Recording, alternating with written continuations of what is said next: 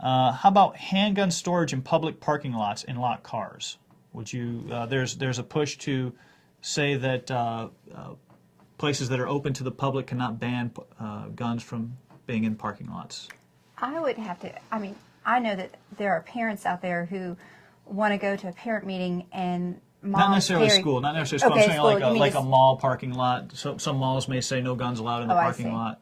Yeah, I mean, where are these people who carry going to put their guns if we don't allow them the opportunity to leave it in the car? Okay. Limiting reproduction or distribution of the handgun carry permit list. That would be for probably newspapers who, in years past, the Tennessean has run a list of every handgun carry permit holder or linked to web pages that have the home address and the name of every handgun carry permit holder. Some people think that should be a closed list and not available. Would you support that closing of that list? You know, that is an interesting concept. I mean, I know that list is out there. I would have to really hear from the people on what they say before I would make a decision on that. Okay. Permitless carry, where more or less we would no longer have a permitting system. It would just say if you're not a felon, under your Second Amendment, you have the right to carry a gun. I would say that would be the truth, because that would uphold the constitutional right. Okay, thank you. Social and life issues. With the passage of SGR 127, which is the state constitutional change we've been working on, it would allow us to put simple regulations into state code. Would you be willing to limit abortion clinics to only where there's a certificate of need, and that they would have to go before a board and prove that there is a need to have an abortion clinic in an area? I would support that. Okay. Were Roe versus Wade overturned, would you vote in favor to ban all abortion in Tennessee? And then when you say that, would there still be a certificate of need or no? No. This is if Roe versus Wade at the federal level were overturned, it would turn it back to the states, and it would be a decision for the states to decide if they wanted abortion in their state or not. Would you vote to ban abortion in all circumstances in our state? Yes. Okay. The Constitution says judges shall be elected by the qualified voters of this state.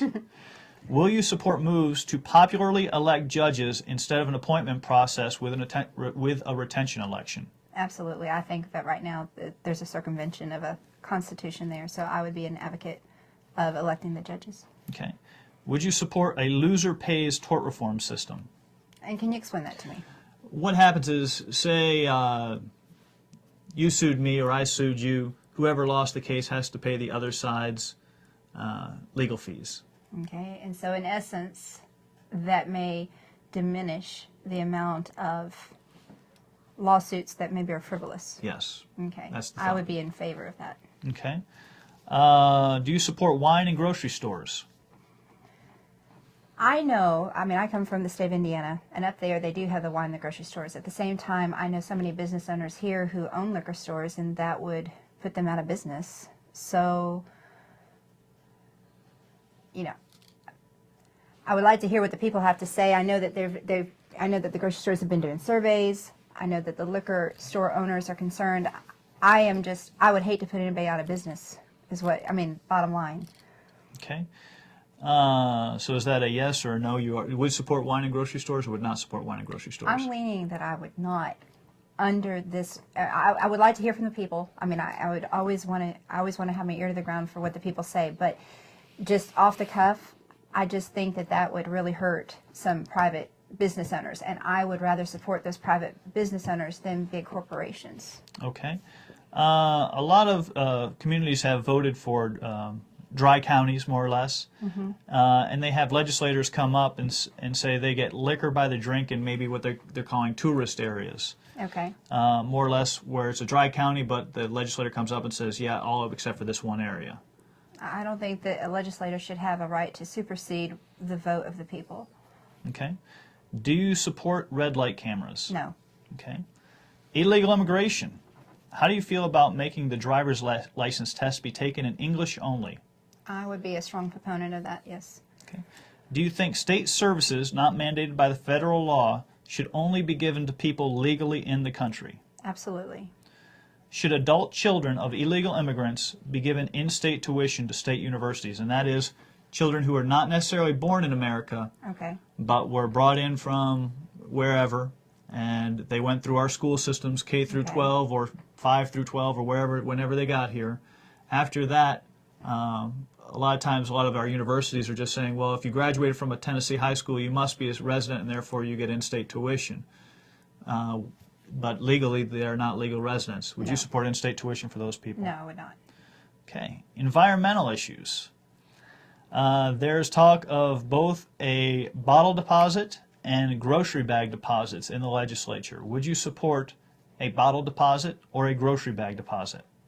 Okay. Now, from my understanding, the bottle deposit would mean that there would be money back for to encourage recycling. Yes, if you brought back the can, you get a nickel back or whatever. I think that's a great idea. But now the bag. Bag is, I think, is probably more or less it's just to be a couple cents per bag in that way. It encourages people to bring their own bags or reuse bags, but you probably wouldn't get your money back on the bags that you took. I don't know about the bag. Okay.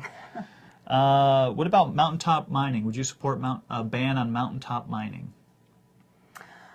I know that that's a very contentious issue. What I've seen, the scars on, and some people say, well, we can do that and not have the scarring, but I just think, especially in East Tennessee and a lot of beautiful parts that we have in Tennessee, I would just say that I'd have to be against that unless, I heard from the public and they were able to convince me otherwise, but I would probably at this point just say I would be against that. Wow. All right. Well, we just zipped through all the questions. We've got plenty of time, so I'm going to ask you, were there any issues that you wanted to talk about that were very near and dear to your heart? Maybe something we missed, something else you'd like to tell us about yourself, campaign website, anything like that, how they get in contact with you? Please feel free. Yeah, get in contact with me. If you want to email me, it's victoria@victoriadefreese.com. Some people are wondering how that's spelled. Do we have it up there on the screen? I believe it's up there on the screen, okay. Yeah. All right, that's how you spell my name. It's got the word free in it. Victoria@victoriadefreese.com. With an S-E at the end. S-E. Yeah. So if you could please email me or go to my website, that would be a good thing. I just am really, really excited about this race. I know that some people said, Victoria, you really just don't have, I'm a school teacher. My husband works for the post office. We have 4 children. And they said, you all are just middle class. When you run for the Senate, you have to have lots and lots of money.